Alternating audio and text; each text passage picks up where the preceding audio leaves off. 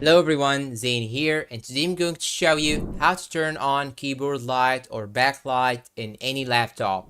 Now, first thing you should do right here, guys, is to simply search for this icon right here on the F5 button, this icon or this logo. Now, you can simply click on the button like this, and it will show you that the lights are on. Or if it didn't work, you can simply click on the FN button right here plus the F5. If you cannot find the icon on the F5 right here, you can simply try to see it in any other places. You can check for it in the F3 button, F4, F5, F7, F11, or here on the up and down buttons, or you can simply click on all these function buttons, or click on the function button plus each one of these function buttons right here till you have it working.